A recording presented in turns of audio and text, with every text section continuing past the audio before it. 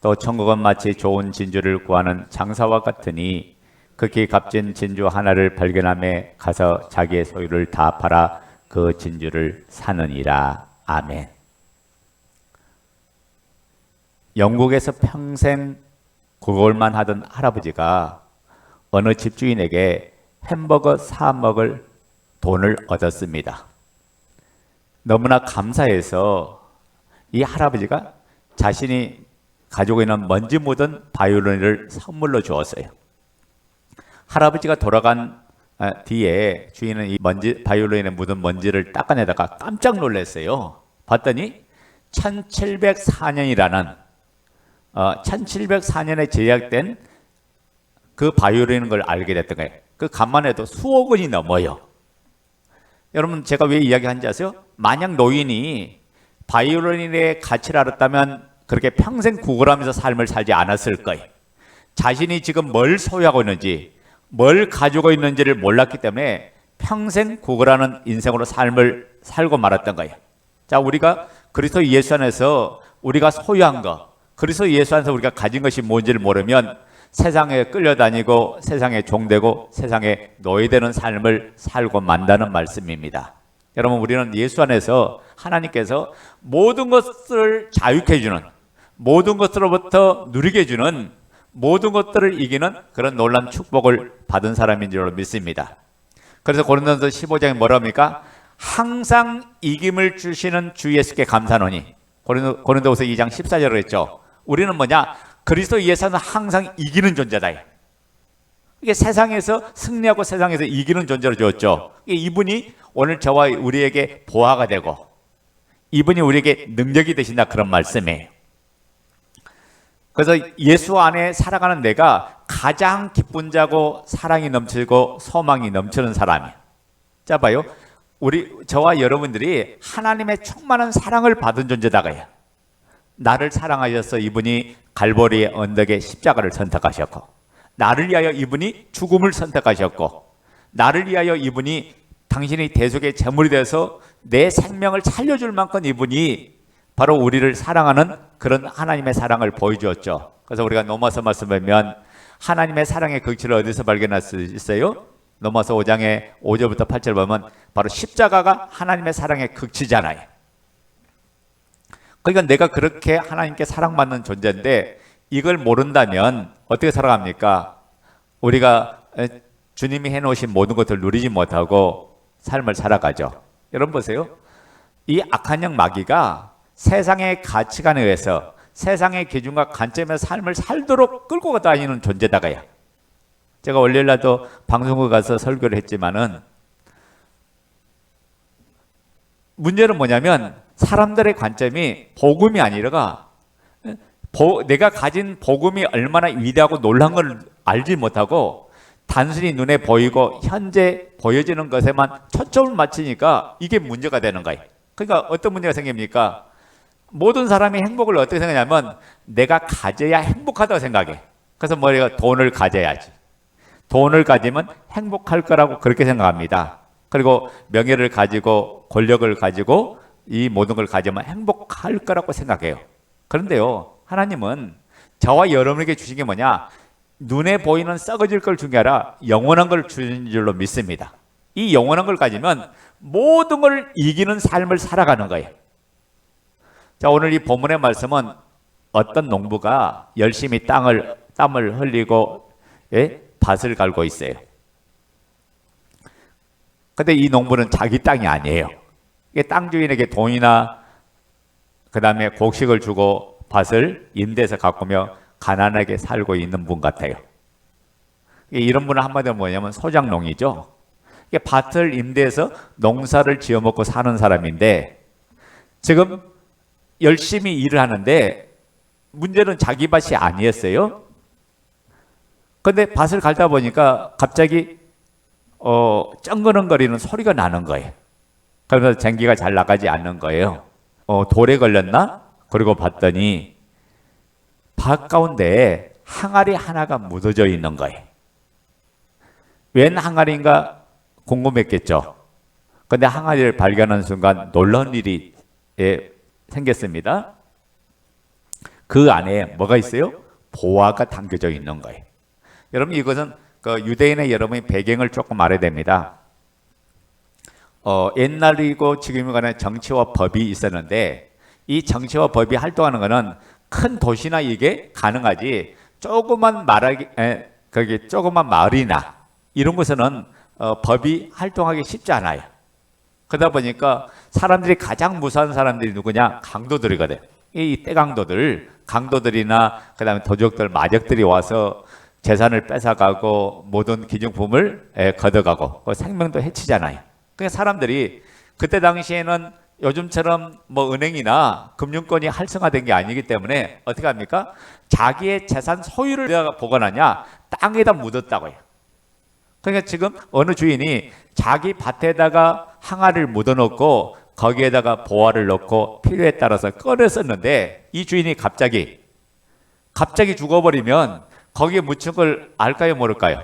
모르죠. 만약에 그걸 평상시에 이야기한다면 그 말실수에서 누군가 그걸 알게 되면 다 훔쳐갈 거 아니에요. 그러니까 주인만 알고 자기 필요에 따라 꺼내 썼는데 근데 그 주인이 바뀌다 보니까 거기에 보화가 묻혀졌다는 것을 알지 못하는 거예요.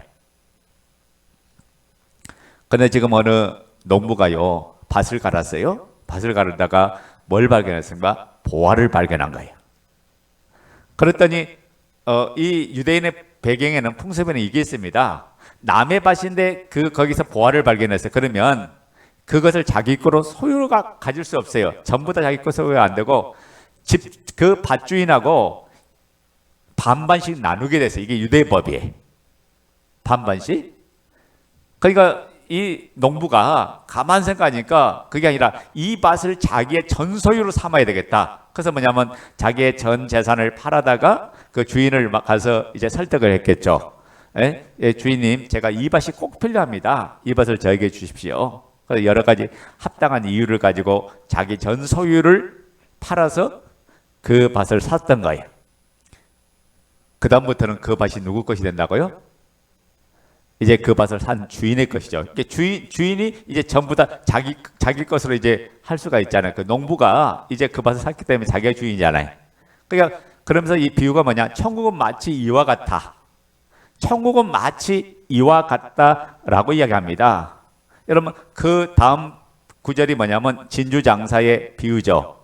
장사꾼과 같은데 그 진주를 발견했는데 그 진주를 위해서 자기의 모든 소유를 다 팔아서 사지 않겠냐고요. 그런데 지금 뭘 비교합니까? 세상에서 표현하는 그 보석, 진주 이것을 통해서 뭘 얘기합니까? 천국을 지금 의미하고 천국을 지금 비교해서 설명하는 내용이다. 그런데 여러분 그 영원한 것이 눈에 보여 안 보여요? 영원한 것이 천국이 눈에 보입니까? 안 보이죠. 예수 그리스도가 눈에 보여요? 안 보이죠. 영원한 것은 눈에 안 보이는 거야. 그러니까 마치 감춰진 보화와 같다라고 지금 이야기하는 거예요. 그냥 아무데나 보이는 것이 아니에요. 그러니까 이런 밭을 발견했다는 건요 놀라운 축복이다가요. 자 보세요. 우리가 이 어둠 가운데 이 세상에서 삶을 살아가는데 마귀에 끌려다니고 죄에게 끌려다니고 죄의 종노를 하고 마귀의 자식으로 삶을 살았는데 하나님의 은혜 가운데 저와 여러분에게 믿음을 선물로 주셔서 그분을 나의 주 나의 하나님으로 믿게 해주셨다가요. 이때부터 우리는 어떤 존재가 됐냐? 예수 그리스도를 발견한 존재가 되었어요. 그래서 우리가 빌립보서 말씀 보면 바울이 원래 사울이 이럴 때 어떤 사람이었습니까? 유대인을 예수 믿는 사람을 잡아다가 잔멸한 사람이 이 사울이라는 청년이에요. 그는 유대계 열심히 해서 그렇게 하는 것이 하나님을 잘 섬기는 일이라고 생각해서 예수 믿는 사람을 핍박하는 아주 대표적인 사람이죠. 그래서 그가 우리가 사도행전 7장에 보면 누굴 잡아주겠어요? 바로 스데반이라는 집사를 돌로 서 죽이는데 선봉자, 오늘날 말하면 행동대장이 바로 사울이었죠. 그랬더니 사울이 다메섹 도상에 또 사람들이 모여있다는 첩보를 듣고 이제 하석도를 이끌고 잡으러 가는데 그 다메섹 도상에서 큰 빛이 임하여서 사울이 거기서 누굴 만납니까? 부활하신 예수님을 만나잖아요. 그때 주님이 그랬죠. 사울아 사울아 너가 어찌하여 나를 박해하느냐 핍박하느냐 하니까 주여 니시오니까 나는 너가 핍박하는 박해하는 바로 예수다 이야기하잖아요. 자 보세요. 사울은 한 번도 예수님을 박해한 적이 없어요. 그런데 주님 뭐라고 하냐면 예수 믿는 사람을 핍박하는 것은 누굴 핍박하는 거다? 주님을 지금 핍박하는 거라고 했어요. 그래서 우리가 마태복음 25장에 40절 이하도 이런 내용이 나오죠. 어린 소자에게 물 한 잔 대접한 것도 누구에게 한 거다? 주님께 한 거라고 이야기하잖아요. 그러니까 우리가 예수의 이름으로 한 것은 모든 거 다 주님이 받으시고 주님이 기뻐하신다 그런 말이에요. 이 다메섹 도상에서 사울이 예수님을 만나고 난 후에 아라비아 사막으로 가서 사울이 거기서 훈련과 연단을 받죠. 그러면서 3년 동안 훈련과 연단을 받으면서 이 사울이 이제는 이름을 바꿔요. 사울이라는 이름은 원래 높은 자라는 말이에요. 그런데 사울이라는 이름에서 뭘로 바꿉니까? 바울, 나는 낮은 자, 나는 작은 자라는 이름으로 바꿉니다. 바꾸는데 그때 사울의 그 고백이, 바울의 고백이 뭐랍니까?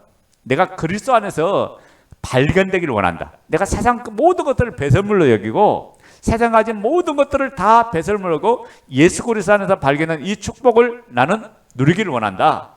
그것을 사도 바울은 최고의 기쁨이고 최고의 복을 알았어요. 왜 그렇습니까? 이 바울은 보아를 만났거든요. 그분이 바로 보아이라는 사실을 알았어요. 자 보세요.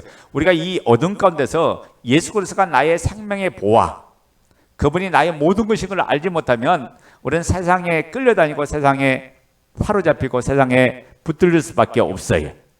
근데 이 보아는요 감춰져 있는데 이 복음을 통해서 저와 여러분에게 드러나게 했다는 사실이 이게 너무나 기쁘고 좋은 일이다가요. 여러분 복음이 뭡니까? 나를 위하여 십자가의 대속에 죽으시고 내 죄 때문에 십자가의 대속에 죽으시고 대속의 죽음을 당하시고 장사된 지 3일 만에 살아신 이분이 나의 주가 되고 나의 하나님 되신다는 이 사실이 우리에게 최고의 기쁨의 소식이다가요. 이게 이 복음을 통해서 여러분 우리는 어둠에서 빠져나오고 죄에서 빠져나오고 사망에서 빠져나온 거예요. 그러니까 우리가 복음이라고 하면 디모데후서 2장 8절에 나의 복음은 이것이다. 바울이 이야기했죠. 복음을 한마디로 정리했는데 다윗의 후손으로 와서 다윗의 혈통을 통해 오신 그 예수를 오신 그분이 죽으신 후에 다시 부활하셨다. 너희가 이것이 나의 복음이다. 그러니까 너희가 이것을 기억하라. 지저스를 리멤버라고 했잖아요. 그러니까 우리 한번 보자고요. 디모데후서 2장 8절 한번 보자고요.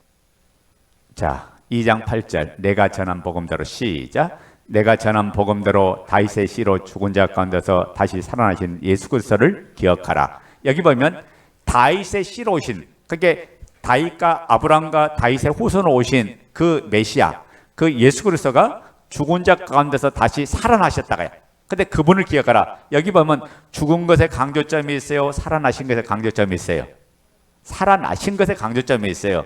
근데 우리 신앙은 뭐냐면 죽은 신앙을 붙들고 살아요. 살아난 분에 초점을 맞추고 살아요. 그러니까 이게 오늘날 문제다가요. 그러니까 많은 사람들이 뭐냐면 죽은 예수를 생각해, 나 죄 때문에 십자가에 죽은 그 예수님을 생각해서 나도 십자가에 죽어야 돼. 그러니까 어떻게 해요? 내가 참고 내가 십자가를 생각하면서 견디는데 사람은요 견뎌지지 않는 거예요. 어느 한계점에서 폭발해요. 그러면서 자기 자신을 보며 실망하고 낙심하죠. 그래서 기도하는 게 뭐냐면 성령 충만함을 늘 구하는데 내 행위로 자꾸만 죽으려고 노력한대. 여러분 하나님 것은 내 행위로 죽어서 되는 게 하나도 없어요. 하나님 것은 하나님의 은혜로 되는 거예요. 성령의 역사로 되는 거예요. 여러분 하나님 말씀을 내 힘으로 지킬 수 있어요? 내 힘으로 지킬 수 없어요. 그래서 주님께서 마태복음 19장에 보면 이런 내용이 나오죠. 천국을 들어가는데 부자 관원이 예수님께 와가지고 선생님 내가 무슨 선한 일을 해야 천국에 들어갈 수 있습니까? 라고 하니까 주님께서 뭐라고 했어요? 율법을 지키라고 했죠. 그게 그 내용이 좀 이상하잖아요. 여러분 어떤 일을 해야 어떤 선한 일을 해야 내가 구원을 얻습니까? 그 말인데 율법 지켜서 구원 얻을 것 같으면 아무도 구원 얻을 사람 없어요.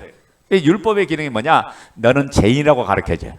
율법은 너는 죄인이야. 그러니까 죄인된 우리가 그리스도에게 가야 생명을 얻고 그리스도에게 가야 자유함을 얻고 그리스도에게 가야 구속함을 얻는다고 이야기하는데 그 마태복음 19장에 나와 있는 그 내용은 여러분 해석을 잘못했다고요. 왜냐하면 헬라어 원문에 보면 에크란 단어가 있는데 에크라는 단어인데 소유라는 개념의 단어예요 이게. 그러니까 우리가 어떻게 해야 그리스도를 계속 천국을 계속 소유할 수 있습니까? 라는 부분을 질문했는데 번역을 할 때 어떤 선한 일을 해야 내가 천국을 얻을 수 있습니까? 라고 번역했더니 여러분 예수 믿으면 천국 얻는 거잖아요. 근데 그 믿음 자체가 내가 가진 믿음이 아니라 하나님의 은혜로 준 믿음이잖아요. 그래서 에베소 2장 8절에 그 믿음은 하나님의 선물이라고 했거든요. 그러니까 내 행위로 구원 얻는 사람, 구원 얻을 사람이 한 명도 없다가야.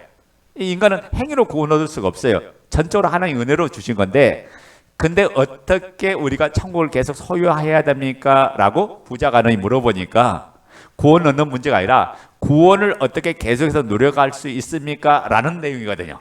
그러니까 주님께서 야 율법을 지켜라. 이게 말씀대로 살아라. 라고 이야기했던 거예요. 이해됩니까? 그러니까 우리가 본문을 정확하게 모르면 잘못된 해석이 나오고 잘못된 이해를 가지고 본문을 바르게 해석할 수가 없죠. 자, 그런 관계 속에 있었는데 잘 보세요. 그러니까 예수를 나의 주로 모셨으면 이제는 말씀 따라 반응하고 말씀 따라 순종하고 말씀 따라 사는 것이 마땅하다가요. 근데 이렇게 말씀 따라 사는 사람 누구만 사냐? 예수가 부활한 사실을 발견한 사람만이 살 수가 있다가요. 예수 그리스도가 부활한 걸 깨닫지 못하면 그렇게 살 수가 없는 거예요. 근데 그분이 나의 보화가 되고 그분이 나의 생명의 주가 되고 나의 모든 것인 걸 딱 발견하는 순간 아 내가 예수님을 위해 사는 건 마땅하고 예수님을 위해서 죽는 것도 마땅하고 그리스도를 위해 사는 것이 마땅한 그런 존재로 바뀌는 거죠. 아멘 됩니까?